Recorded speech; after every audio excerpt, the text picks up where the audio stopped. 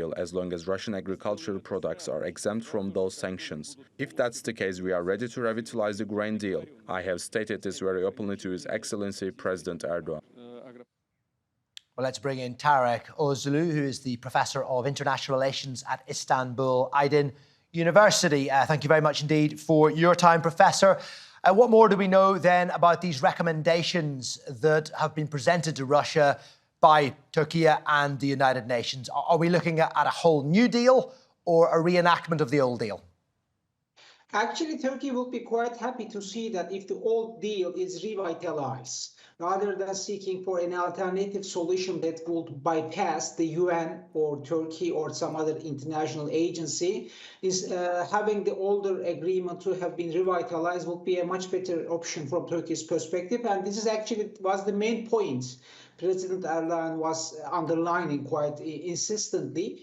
But we should not forget the fact that this meeting between Turkey and Russia, I mean in Sochi, President Erdoğan and Putin having a face-to-face meeting, is something more than the Brexit Green Deal initiative. We have to look at this perspective, this outcome from a larger perspective, taking into consideration the dynamics of Turkish-Russian relationship in general. So maybe you have already noticed that Erdoğan and Putin have underlined many points of commonalities between the two countries, very much underlining the fact that the relations between them have improved in recent years, and they are very keen on sustaining this process no matter what happens to this Black Sea initiative.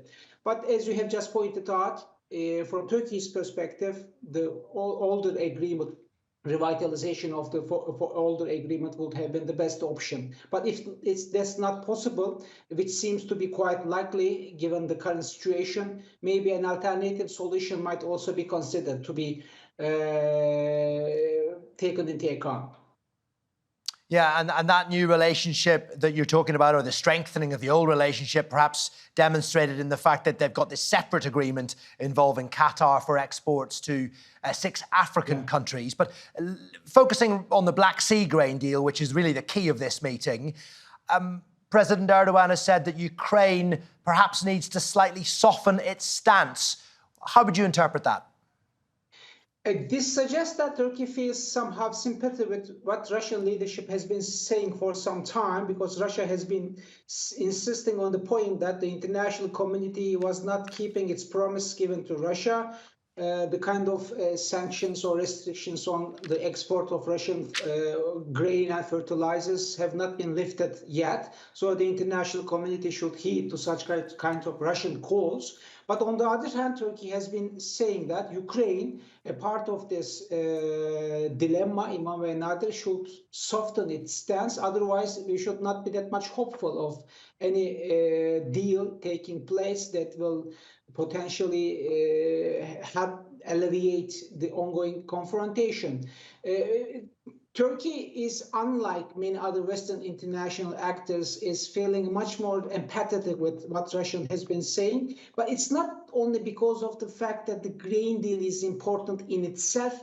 It is very much important because of the fact that Turkey pays a great degree of attention to maintaining its relationship with Russia intact, without the eruption of the grain deal having a negative impact on Turkish-Russian relationship.